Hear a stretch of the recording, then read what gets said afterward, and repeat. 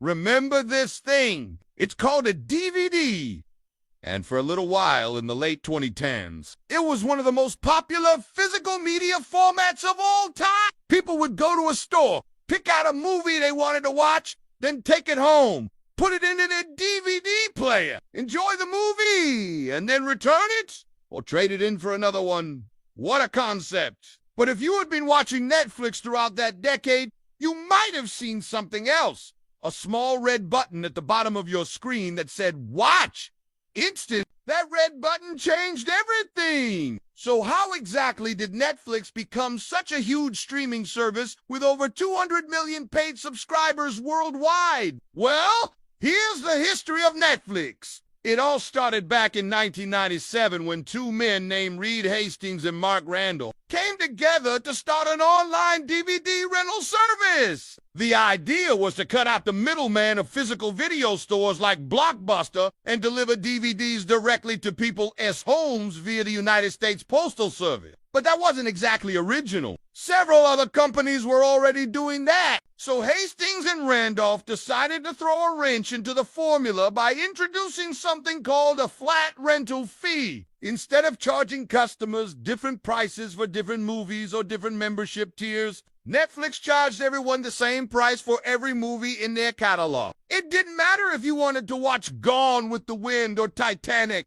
It cost the same. This made Netflix more appealing than its competitors because customers knew that they could watch whatever they wanted without being surprised by a high price tag. But it also put a serious strain on the company's profits. Eventually, Hastings and Randolph realized that they needed to do something drastic to turn things around. So they introduced a monthly subscription model instead of a per-rental model. For a flat fee, customers could rent as many DVDs as they wanted each month with no due dates. This turned out to be a genius move because it allowed customers to use the service however they wanted without feeling pressured to return the DVDs right away. As a result, Netflix became extremely popular very quickly. By the end of 2003, they had accumulated over 1 million customers, which is equivalent to roughly 1% of the entire US DVD market. But not everyone was happy about this. A few years earlier, Netflix had actually filed a patent for their recommendation algorithm, which suggested movies to users based on what other people who shared similar taste profiles had watched. But in 2006, they were denied because the USPTO deemed that algorithms aren't patentable. However, that didn't stop Netflix from trying. They filed an appeal, but it was rejected. So they decided to file a lawsuit against the USPTO, and in 2012, their efforts finally paid off when the US Supreme Court ruled that software can be patented under the right circumstances. But while all that was going on, Netflix had bigger problems to deal with. Blockbuster had noticed what was happening, and they tried desperately to adapt. In 2005, they launched their own streaming service called Blockbuster On Demand. And in 2008, they even bought a company called Cinema Now to bolster their streaming selection. But none of it mattered. Blockbuster had a bloated business model that relied on expensive retail locations and late fees, which gave Netflix a huge advantage. Even after their patent was approved in 2013, it was too late. Netflix had already grown so large that Blockbuster couldn't compete. They filed for bankruptcy in 2010 and eventually closed down all their retail locations. Today, Blockbuster only exists as a joke on social media. But while Netflix was killing Blockbuster, they were also taking on someone else, Hulu. Hulu was a streaming service founded by several major media companies, including NBC Universal, Fox, and Disney. When it first launched in 2007, it was ad-supported and free, but in 2010, they introduced a paid subscription option that cost $7.99 per month. At first, this seemed like a good idea because it opened up a new revenue stream for Hulu and made their service more competitive with Netflix. But as time went on, it became clear that there was a problem. Hulu was designed to simply be an online extension of television. Their shows and movies were locked behind a paywall and only available to US viewers, which meant that they never had the same level of popularity as Netflix. So in order to stay afloat, Hulu had to rely on their parent companies for financial support. To this day, they still do that, although it doesn't seem to bother viewers too much. After all, it's how they got their hands on the streaming rights to the entire Marvel Cinematic Universe. But back in the early 2010s,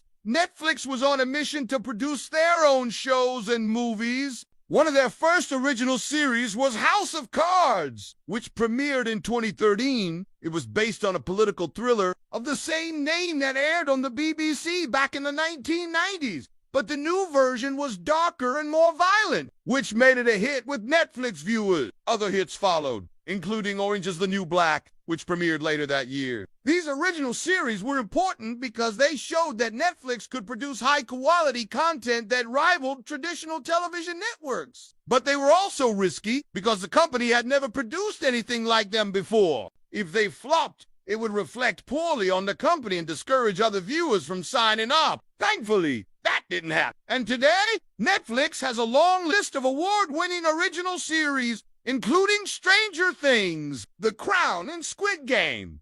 But not everyone is a fan of Netflix originals. Many people prefer to watch movies and shows that have already been released because it gives them more freedom. If they don't like the latest episode of Stranger Things, they can always wait until the next one comes out. They do want to have to sit through an entire season like they would if it were on network television, but this preference has caused some issues for Netflix. For example, many people complained when they removed Friends from their service in 2020 because it forced them to sign up for another streaming service called HBO Max just to watch Monica and Chandler get married. Similarly, many people are upset today because Netflix doesn't have the streaming rights to the Harry Potter franchise. Instead, the rights are held by Peacock, which is a streaming service owned by Comcast. This has forced some people to sign up for multiple streaming services, which is starting to become a problem. In fact, 55% of Americans say that they have too many streaming services right now. That means that nearly 1 in 2 people are paying money to access content that they never even watch. Some people are trying to fight back against this trend by canceling their subscriptions, but that's becoming harder to do as well. You see, streaming services have figured out a way to make it difficult to cancel accounts. They schedule phone calls with customer service representatives, ask customers to jump through hoops on their website, or even offer discounts just to keep people subscribed. But despite these challenges, the number of streaming subscriptions has continued to grow. There are now dozens of services to choose from, including Apple TV, Disney+, Paramount+, and Amazon Prime Video. This makes it difficult for people to find the content that they want to watch, not to mention the rising cost of living. With inflation at an all-time high, people are cutting back on discretionary spending, which includes subscriptions. That's why Netflix implemented a crackdown on password sharing in May of 2023. They sent emails to millions of users informing them that they needed to either upgrade their account or start their own separate account. It's a controversial move that will likely alienate some customers,